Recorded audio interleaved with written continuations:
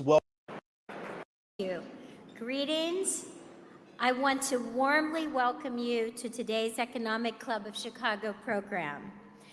The overflow group that we have here in the room in Chicago and the countless others joining us virtually from around the country are a testament to the importance and the timeliness of today's topics and speaker. Today, we have the great privilege of hearing from the Honorable Jerome Powell, Chair of the Board of Governors of the Federal Reserve System. Today's a little special, so out of respect for our speakers and because we're broadcasting this program live, I would ask that you please remain seated and quiet during the program so that we all can gain the full benefit of Chair Powell's remarks. And now it's my pleasure to welcome my friend Austin Goolsbee, the President and CEO of the Federal Reserve Bank of Chicago, a renowned economist and our fellow ECC member. Austin, take it away.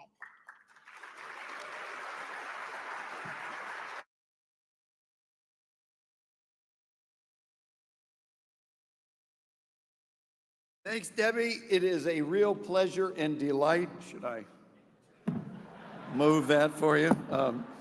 To introduce our guests, two of the firmament of economics and finance. First, let me introduce the moderator, my friend and professor at the University of Chicago Booth School of Business, Dr. Raghuram Rajan, the Catherine Dusick Miller Distinguished Service Professor. He is a world expert on banking, corporate finance, economic development, author of numerous award-winning books, was himself as a scholar winner of the Fisher Black Prize, which goes to the greatest financial researcher under age 40. He's since over age 40, but he was the inaugural winner. He is a member of the Group of 30, and he was the 23rd governor of the Reserve Bank of India, and before that, chief economist and director of research at the International Monetary Fund. You probably know him as a regular contributor to the Financial Times. He speaks extensively on economic and financial issues. Please give a warm welcome to Professor Rajan.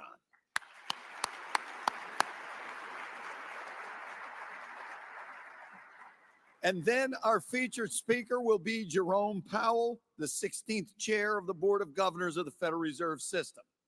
As head of the U.S. Central Bank, as you know, Chair Powell plays a crucial role in the country's monetary policy, oversees major financial institutions, and maintains economic and financial stability in this country. He was first appointed as a board member of the Fed by President Obama in 2012. He was subsequently elevated to chair of the Fed by President Trump in 2018. And then renominated to his post by President Biden in 2021. He has the respect of members of both parties, and I believe that no one as Fed chair has ever had to deal with more and varied challenging issues than Chair Powell has had to deal with. From the pandemic to fighting inflation to bank runs and on, his leadership at the Fed has been a steady hand and one of the all-time greats. Before coming to the Fed, Chair Powell was a visiting scholar at the Bipartisan Policy Center in Washington, D.C. He first entered public service at the Treasury Department under President George H.W. Bush, with responsibility for financial institutions, the Treasury debt market, related areas. Outside of public service, Chair Powell has worked as a lawyer, an investment banker, and been a partner at the Carlyle Group. In addition to his service on corporate boards, he served on boards of charitable and educational institutions, including the Bendham Center for Finance at Princeton and the Nature Conservancy of Washington, D.C. and Maryland. He is a D.C. native, received a BA in politics from Princeton and a law degree from Georgetown University, where he was editor of the Georgetown Law Journal. Please welcome to the Economic Club of Chicago again, Chair Jerome Powell.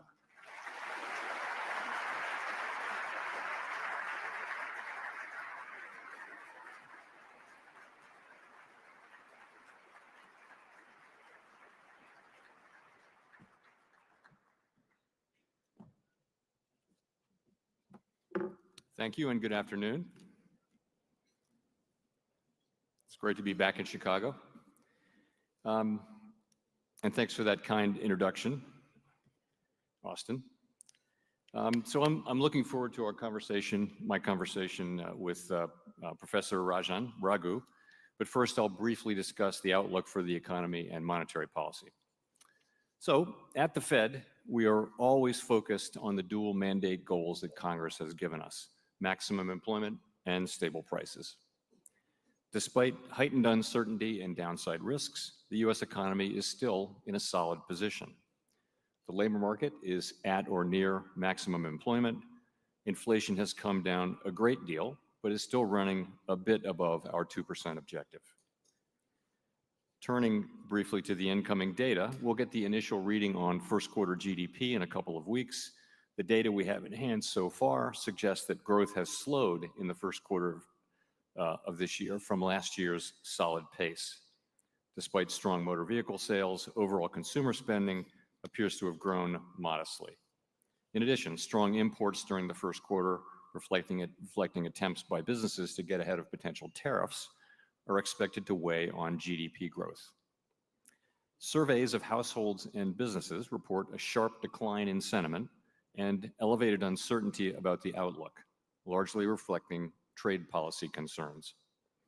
Outside forecasts for the full year are coming down, and for the most part, point to continued slowing, but still positive growth. We are closely tracking incoming data as households and businesses continue to digest these developments. In the labor market, during the first 3 months of this year, non-farm payrolls grew by an average of 150,000 jobs per month. While job growth has slowed relative to last year, the combination of low layoffs and lower labor force growth has kept the unemployment rate in a low and stable range. Meanwhile, the ratio of job openings to unemployed job seekers has remained just above 1, near its pre-pandemic level. Wage growth has continued to moderate while still outpacing inflation. Overall, the labor market appears to be in solid condition and broadly in balance, and is not a significant source of inflationary pressure. As for our price stability mandate, inflation has significantly eased from its pandemic highs of mid-2022 without the kind of painful rise in unemployment that has frequently accompanied efforts to bring down high inflation. Progress on inflation continues at a gradual pace, and recent readings remain above our 2% objective. Estimates based on the most recent data from last week show that total headline PCE prices rose 2.3% over the 12 months ending in March, and that excluding the volatile food and energy categories, core prices rose 2.6%. Looking forward, the new administration is in the process of implementing substantial policy changes in 4 distinct areas: trade, immigration, fiscal policy, and regulation. These policies are still evolving, and their effects on the economy remain highly uncertain.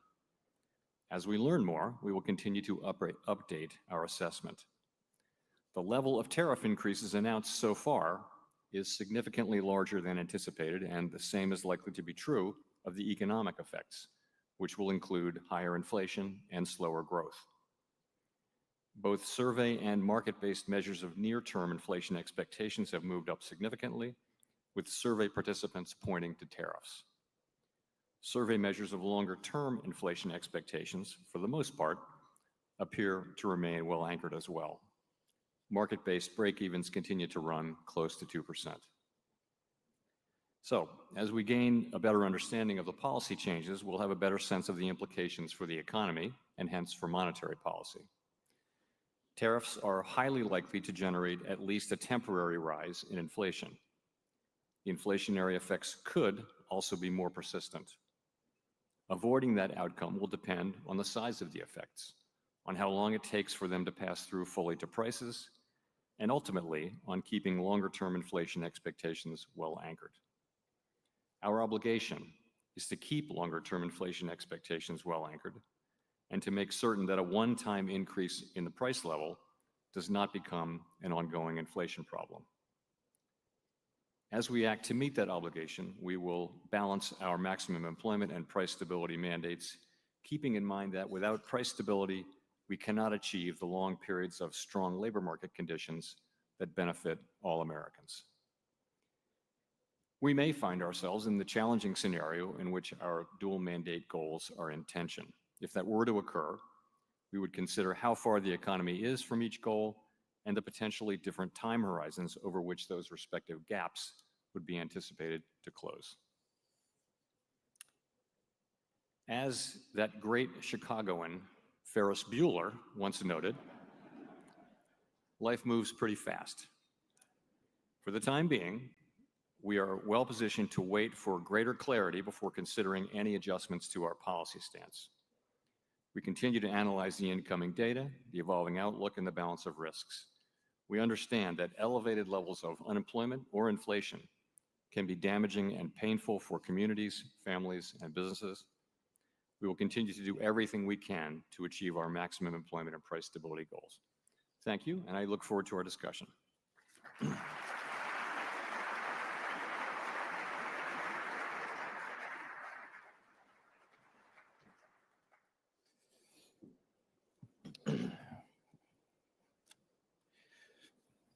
Thank you very much, Chair Powell, for those remarks. I look forward to your elaborating on them in the course of the next 40 minutes or so.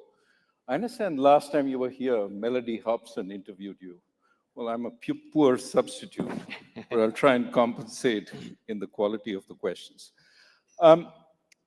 As you repeatedly emphasize, communication and transparency are very important for the Fed. I would like to get more from you on some of what you just said.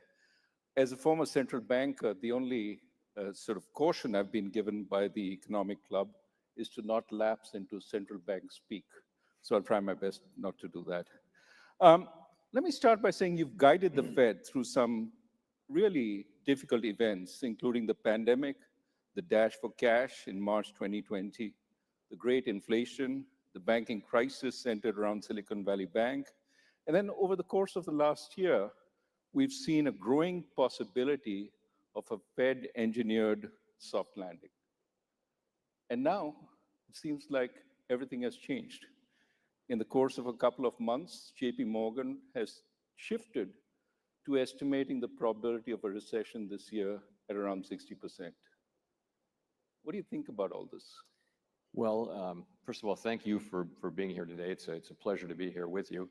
Actually, the appearance I did here was my very first appearance as chair 7.5 years ago. So it's great to be back. And I would agree with you that it's been an eventful 7 years.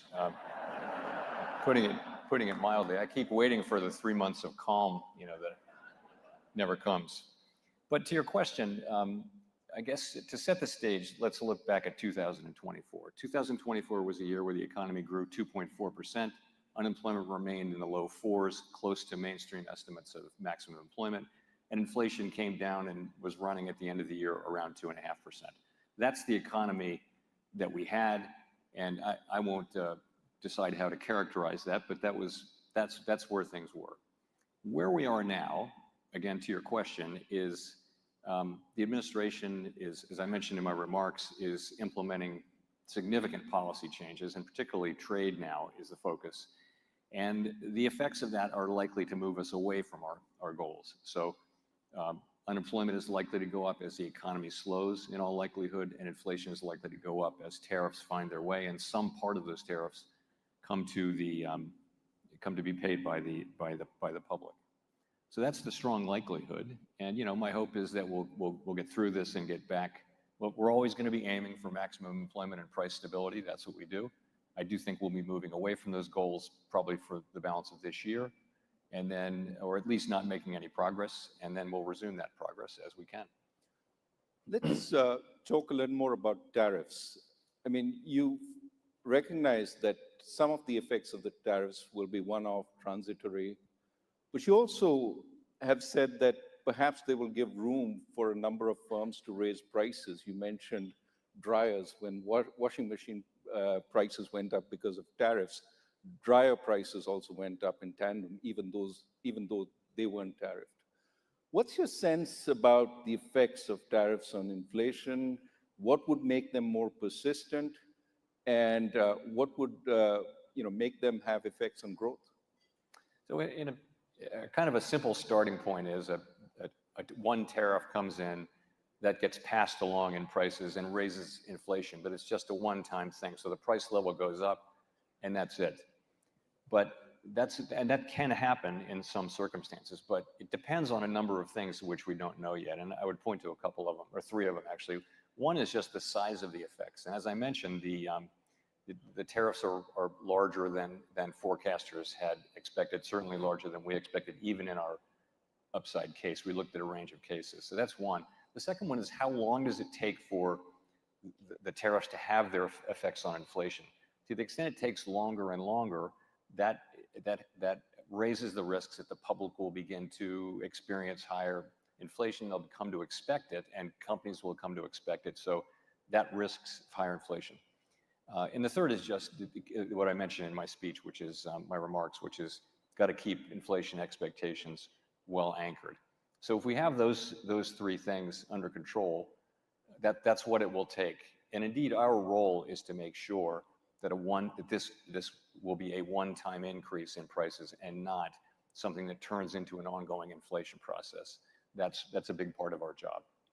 What about the effects of tariffs on quantities?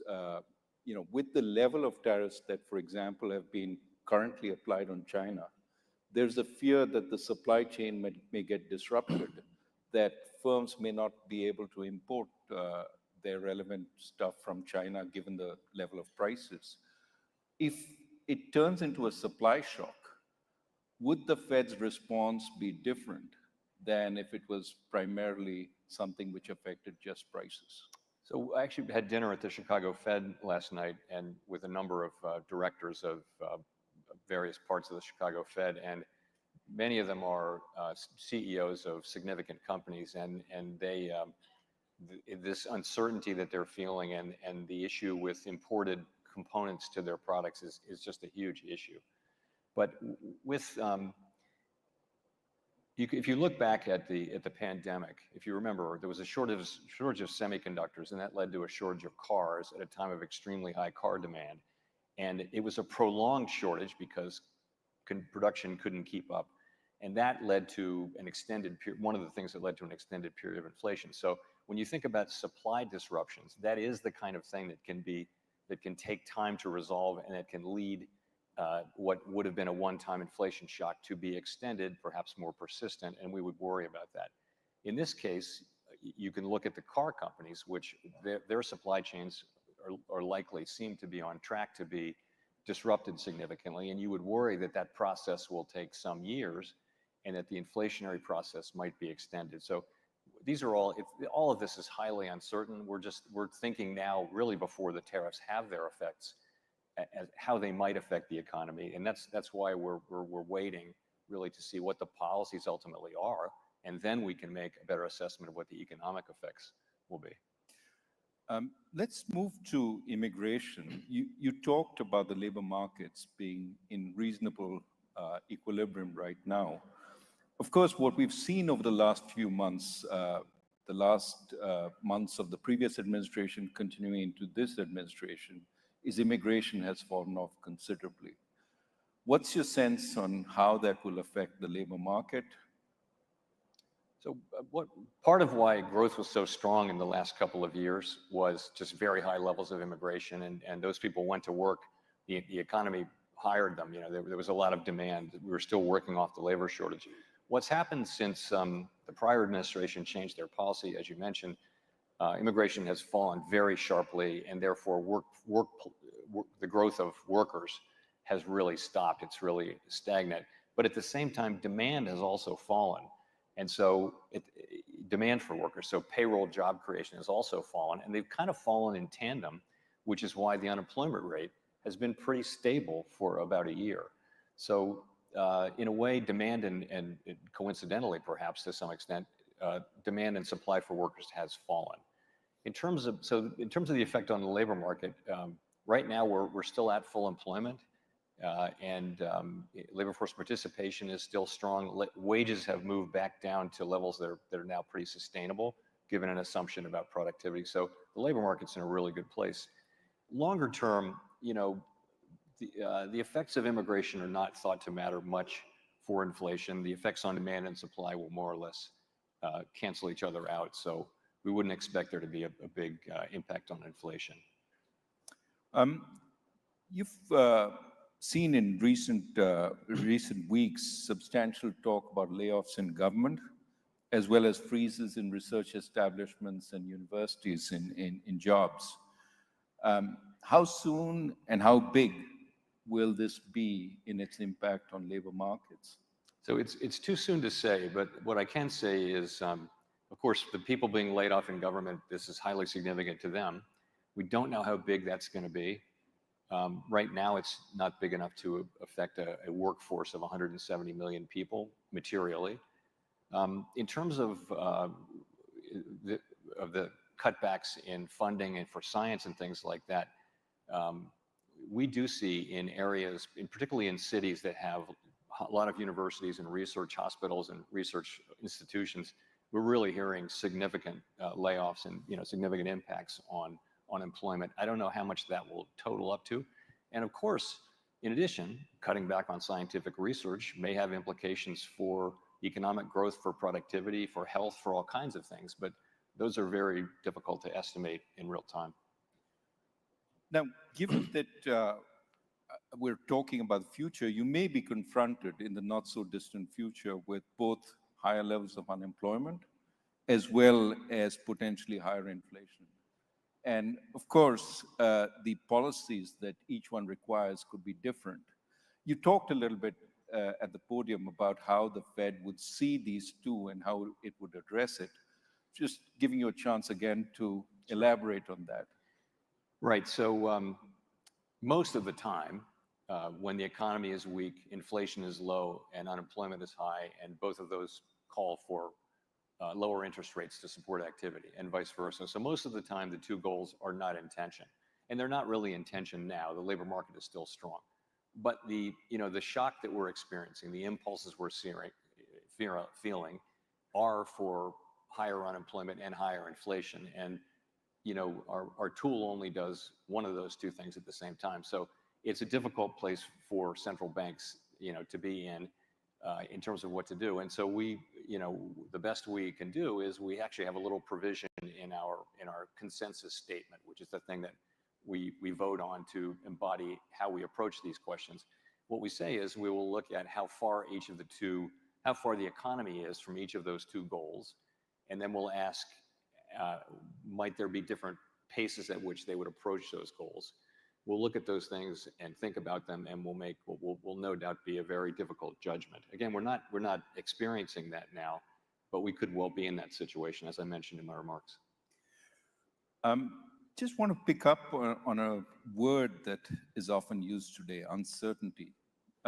As a respondent to a Dallas Fed survey said, "I've never felt more uncertainty about my business in my entire 40-plus years career." The worry today is not just about immediate policy uncertainty, but an entire change in the US's economic philosophy. Not just policy uncertainty, so to speak, but entire change in the US's economic philosophy. Not just policy uncertainty, so to speak, but structural uncertainty.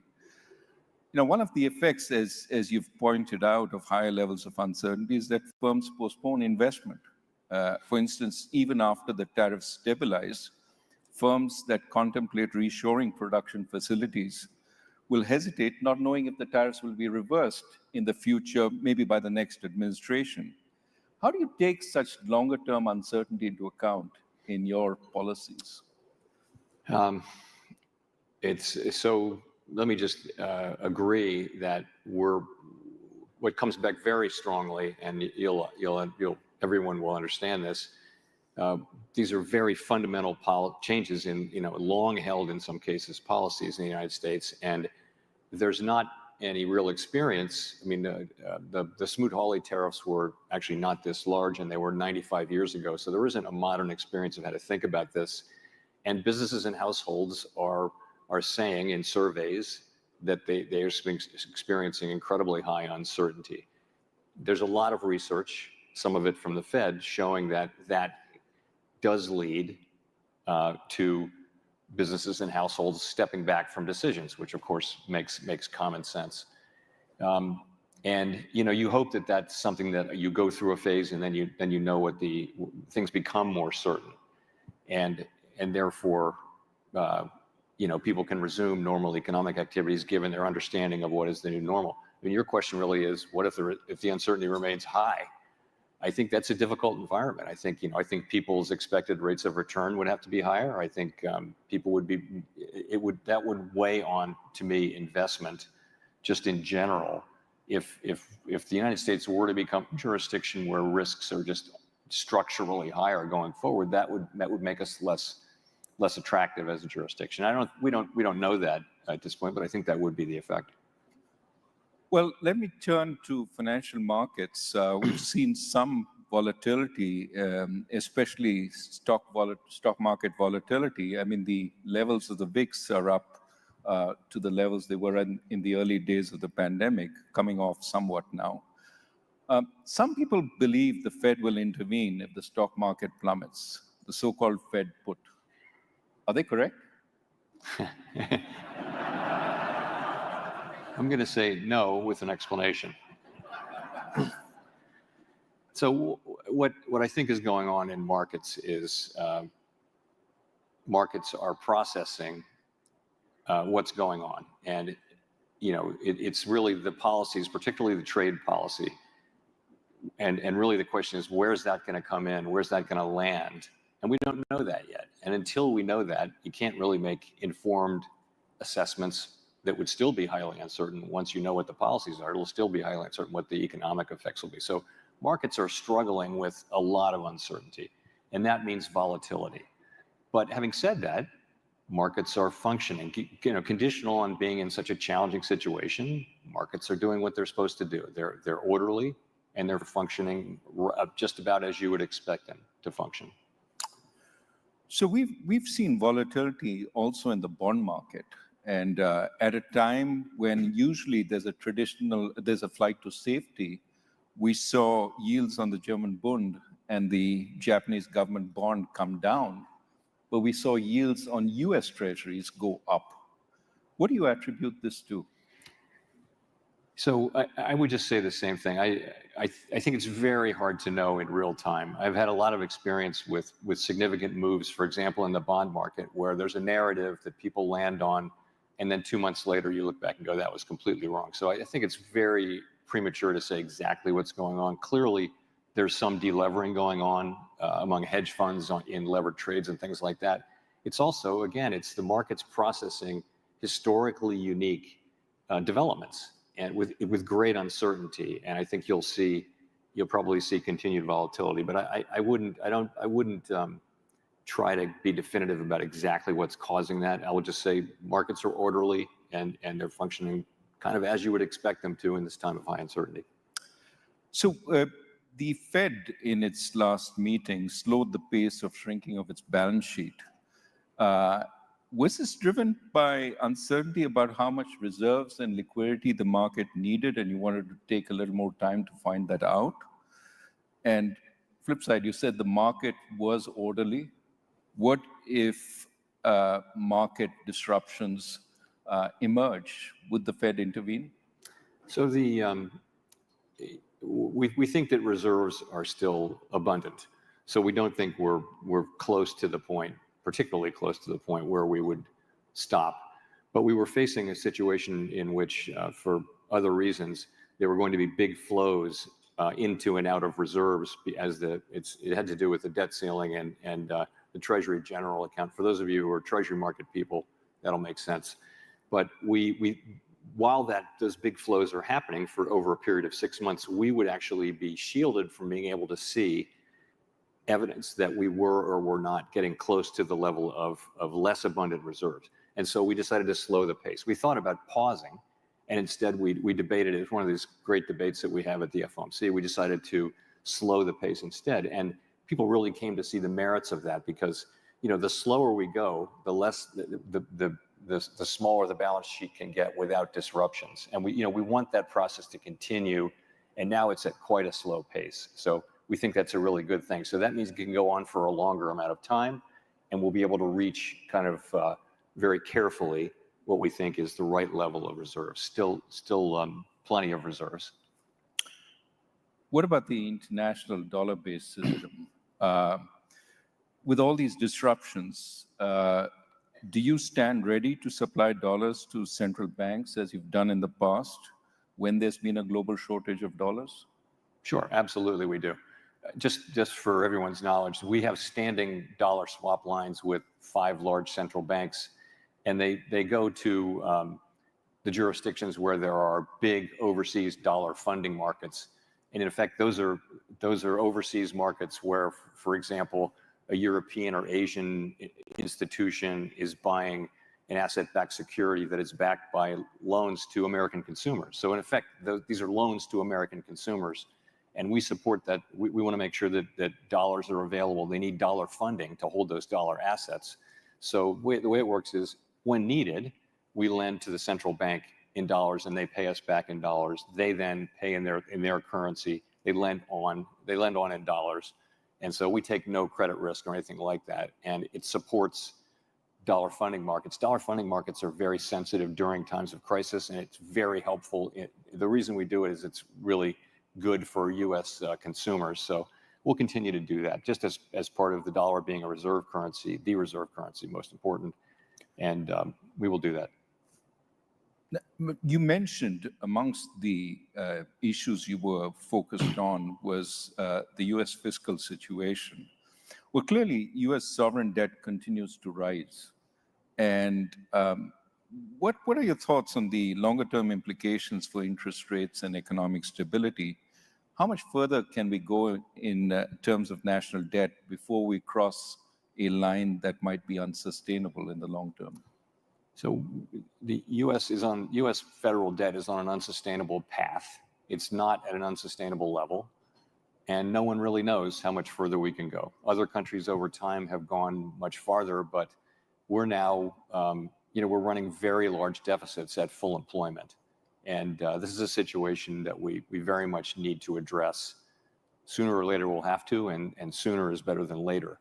In terms of, if I can say from my time working on these issues, it's not the Fed's issue, but if you look at a pie chart of federal spending, the biggest parts and the parts that are growing are Medicare, Medicaid, Social Security, and now interest payments. And so that's really where the work has to be done. And those are issues that can only be touched on a bipartisan basis. Neither party can figure out what to do without both parties being at the table. So that's critical. All of this domestic discretionary spending, which is essentially where 100% of the conversation is small as a percentage of federal spending, and is declining it's already declining as a percentage of federal spending. So when people are focusing on cutting domestic spending, they're not actually working on the problem. Domestic discretionary spending is already going down. I like to make that point because so much of the dialogue that the politicians offer is about domestic discretionary spending, which is not the issue. Well, let's turn to stability and regulation. Turning to the U.S. financial sector, we still have some concerns about distressed commercial real estate loans on bank balance sheets, whether they've been fully dealt with so far. There's some sense that they haven't. Add to that the very rapid growth in various forms of private credit over the last few years, which arguably haven't been tested by a full-blown recession. How would you put the resilience of our financial institutions at this point and their ability to weather potentially uncertain times? So I think our banking system is well capitalized with liquidity and is quite resilient right now to the kinds of shocks that it may face. I do believe that. In terms of the commercial real estate, there are, and this has been the case, really we've been working on this for 4 or 5 years now. There are some banks, it's mostly medium and small sized banks, who have elevated concentrations of commercial real estate, some of it troubled, and we've been working to make sure that those banks have a plan, have capital, and can absorb the losses that they're doing. So, and that's been going on for some time. The very largest banks don't tend to have high concentrations. So this is a problem that we have known would take years to work through. We're really well into the process of working through it. In terms of the non-bank financial sector, it's grown enormously. The provision of credit by non-banks has grown just really fast.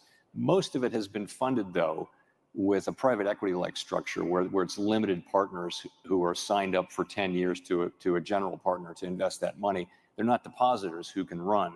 You know, your money's committed, and so that funding model is kind of run-proof.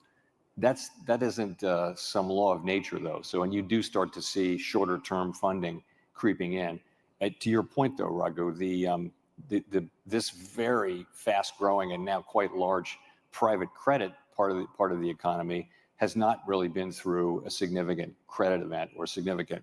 It's really grown since the pandemic, and so just for that reason and for how fast it's growing, we have a close eye on it.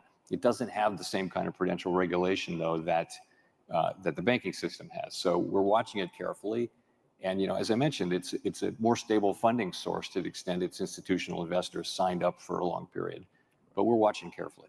Right. Wearing my banking research hat, actually, banks are also involved in funding these institutions in a big way. Yeah. We do know the administration wants to relax regulations in many areas, one of which may well be banking. What can you tell us about the Basel III endgame, so to speak, which is, you know, at this point primarily focused on additional capital for the large banks? You know, the Fed view and my view is that we should proceed to complete the Basel III accord, and we would have to do that, and would look forward to doing that in conjunction with the FDIC and the OCC. But our view is, and I think the bank's view as well, is we should complete that. You need international minimum standards. That's kind of a common good, and you know, we're not bound by them. Really, nothing. The United States has plenty of input into what those accords contain. So our view is strongly that we should complete those, and we could do it, I think, relatively quickly. We're not so very far away from what would be a good, I think, outcome. Well, let me move to something which is more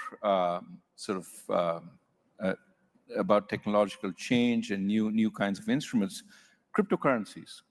How do you see the potential for more favorable regulations coming on them, and potential risks from that for the system? You know, so we went through a wave of failures and fraud and things like that were the headlines for a couple of years, and I think what you see now is, and during that period, by the way, we worked with Congress to try to get a legal framework for stable coins, which would have been a nice place to start. We were not successful. I think that the climate is changing, and you're moving into sort of more mainstreaming of that whole sector. So Congress is again looking at both the Senate and the House are looking at a legal framework for stable coins. You know, depending on what's in it, that's a good idea. We need that. There isn't one now. And stable coins are a digital product that could actually have fairly wide appeal and should contain consumer protections of the typical sorts and transparency. And that's what the Senate and the House are working on. So that's a positive thing. I also think some of the, you know, we took a pretty conservative, and other bank regulators took an even more conservative perspective on the guidance and rules we imposed on banks. I think there'll be some loosening of that, and I think we'll try to do it in a way that preserves safety and soundness, but that, you know, permits and fosters appropriate innovation, but that does so in a way that again doesn't put consumers at risk in ways they don't understand or make banks less safe and sound. You have a policy review underway. Now, surveys recently tell us there seems to be a distinction between a rise in the level of prices, which is what the public seems to worry a lot about, and the rate of increase in prices, which certainly they worry about in passing, but the Fed worries much more about. That is the rate of inflation. So even though we're coming down to 2%, people remember that over the last few years, it's been over 20% increase in prices. So as you start thinking about the policy review, is there any thought about how you might want to address this sort of challenge, that it's the path of prices as much as the rate of change which matters?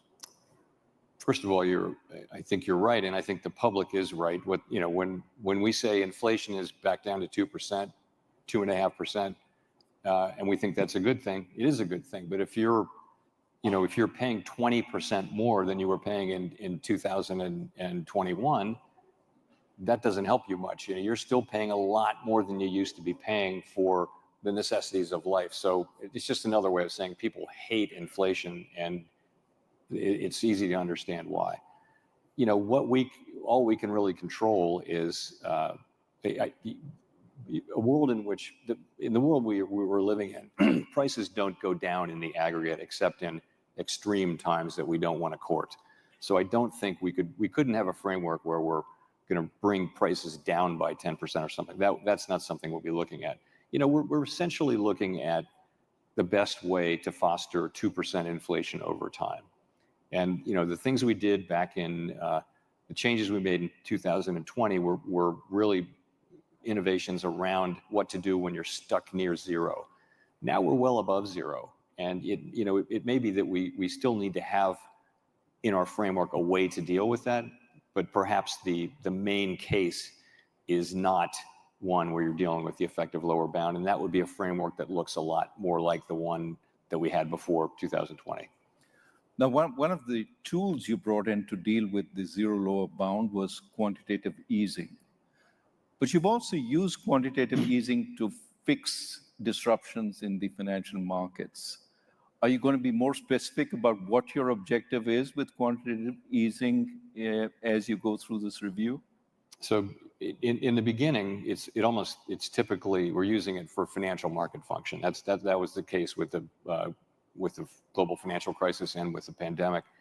And we did try to explain ourselves through the pandemic, and our explanations did change. But I think it's fair to say we might have done a better job of being clear about why we were doing it. And that's something that we're aware of and looking at. I mean, no discussion is complete without talking about AI. Yeah. With AI coming fast and furious, it could affect productivity. It could affect employment. There are some people who say we will see for the first time technological unemployment in a serious way with AI. What are your thoughts about it, and how will it impact the Fed going forward? So like everyone who's been exposed to what it's capable of, it's beyond, I started thinking about it as like a better version of Google, but it's not. It's like a better version of a person, it can do amazing things. And so the question is, all through the 250 years of technological innovation, technology evolves and people worry that it's going to replace human labor and people will be unemployed. And that hasn't been the case. It may be the case in the short run, but in the long run, what it's done is raise human productivity and therefore living standards. So is this going to be the case where it eliminates more jobs than it creates? And we just don't know. You come back in 20 years, will it be the case that just people are much more productive in their work because of AI? Or will it be the case that AI has just replaced a lot of people? And I think it's very hard to say, but it truly is remarkable in what it's capable of. And it's, we had a demonstration by a Wharton professor recently, and you speak to it like it's a person, and it kind of responds like a person. And the things that it can do are really amazing. By the way, this is early days. They're talking about even the next couple of years will bring more dramatic breakthroughs. So I think it's one of the 2 or 3 things most likely to bring dramatic change to the economy all around the world in the next 20 years. And I'd say very hard to say how it shakes out. Let me turn to your job.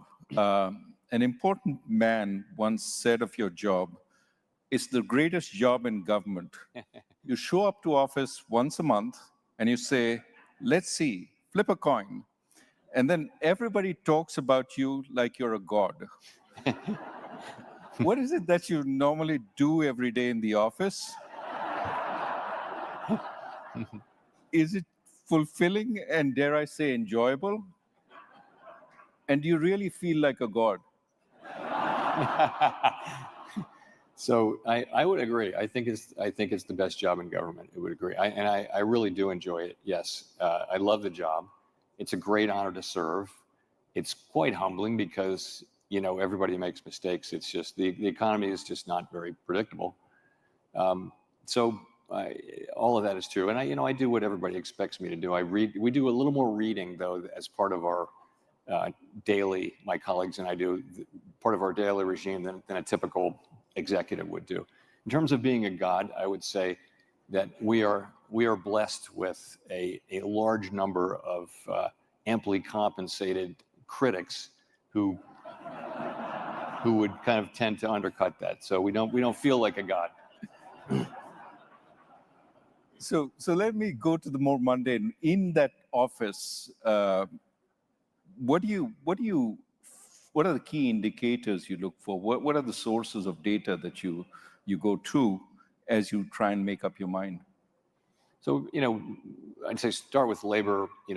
There's more labor market data and better reliable labor market data than probably anywhere else. And it's just a lot of data. And, it's new jobs, it's payroll, it's wages, it's participation. You can break all of those down in different categories. It's a million different things. So there's a lot of labor market data. It's a great field if you're going into economics because there's just so much to do. So and then we look at the inflation data. Also, I keep track of global developments pretty carefully, and I talk to my global counterparts pretty regularly just to stay aware of what's going on. Financial markets are really important, and you can and lately something that we're paying close attention to, as you would expect, what's going on around the world in currency markets, in fixed income markets, in equity markets, all of that.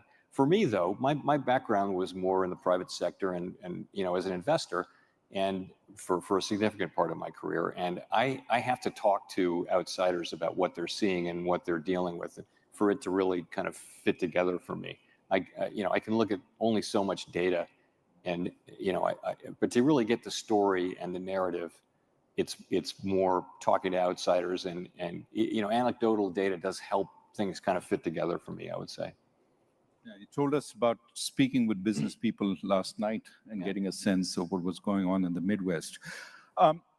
Let me turn to Fed independence. You've reiterated that you intend to stay in office until the end of your term, and that certainly reassured many in financial markets. What are the levers the government or the legislature have to pressure the Fed? And should one worry about threats to the Fed's independence once you're gone? So our independence is a matter of law. Congress has, in our statute, we're not removable except for cause. We serve very long terms, seemingly endless terms. So we're protected in the law. So Congress could change that law, but I don't think there's any danger of that. Fed independence has pretty broad support across both political parties and in both sides of the Hill. So I think that's not a problem.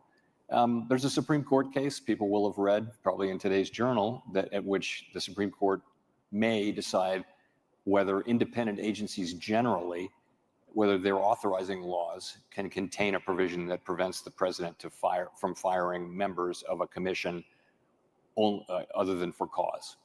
And that's a case that people are talking about a lot. I don't think that decision will apply to the Fed, but I don't know. It's a situation that we're monitoring carefully. Generally speaking, Fed independence is very widely understood and supported in Washington, in Congress, where it really matters. And the point is, we can make our decisions, and we will only make our decisions based on our best thinking, based on our best analysis of the data about what is the way to achieve our dual mandate goals as we can to best serve the American people. That's the only thing we're ever going to do. We're never going to be influenced by any political pressure. People can say whatever they want. That's fine. That's not a problem. But we will do what we do strictly without consideration of political or any other extraneous factors.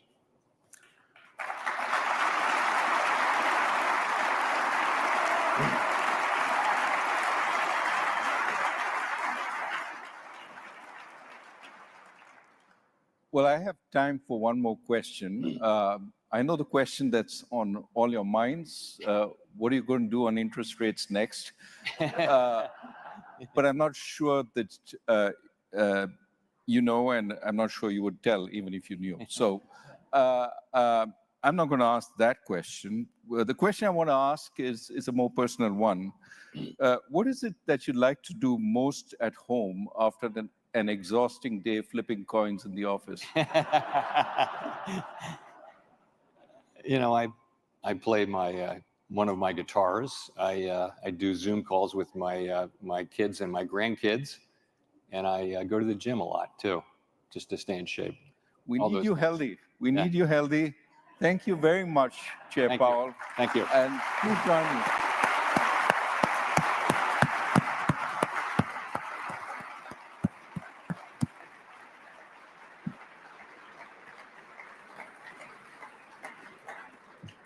On behalf of the Economic Club of Chicago, thank you, Chair Powell and Dr. Rajan, for such a wonderful conversation. You are a national treasure, and I hope all of us can see how important Chair Powell's role is in our business and personal lives. And thank you for sharing your important insights with us. I do want to thank David Snyder and Katie Esposito and the entire ECC team for pulling this